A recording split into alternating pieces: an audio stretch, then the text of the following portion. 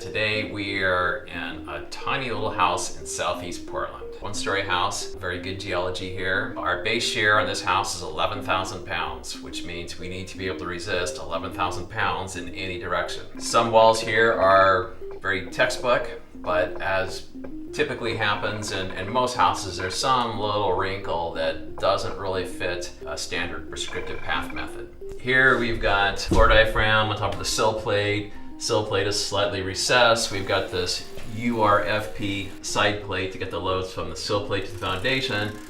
A little harder to see, but we have L50 shear transfer ties from the rim joist to the sill plate. Now on this wall, we've got a complication. The joist layout started at that end. So we've got the rim joist, 16 inches first joist, 16 inches second joist. Till we get to the last joist before the rim joist right here. Well, the problem is we can't get up inside here to install shear transfer ties, so we don't have any standard off-the-shelf way of collecting the loads on this shear plane and getting them into the sill plate. What we're going to do is we're going to bypass the sill plate entirely.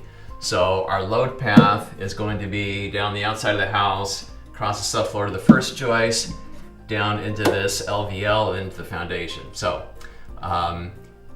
these are Simpson LTP5s. These have a load rating of about 500 pounds. So we're going to go straight from the first joist to LVL. LVL is laminated veneer lumber. This comes in various shapes and sizes, starting from 10 feet by 60 feet. It's been ripped down. We've bolted this directly into the foundation. These half-inch anchor bolts or screw anchors, they'll have a shear capacity of, we'll give them 1,000 pounds. So we're going to want 2 of these for every 1 of these in order to get a balanced load path.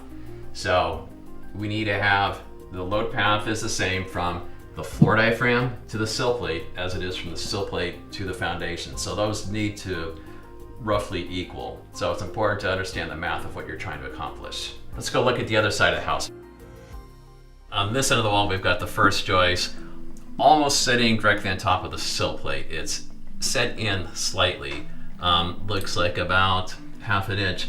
So in order to collect these loads from this first joist and get them into the sill plate, we have to shim this out. This is an LTP4, same as the LTP5, same load rating. They both take an 8D nail by 1.5 inches. But we have a 1/2 inch shim, so we can't use 1.5 inch nails. We have to use 2 inch nails. It's important, it's an 8D by 2 inches or longer. It's a small detail, but if the retrofit's going to be effective, you need to understand these things. And ideally you'll have all this equipment sitting on the truck and you have a crew who can figure this out on the fly. They show up on the job site, they know what the base shear is, they know I need to get X on this wall, they know how to do it.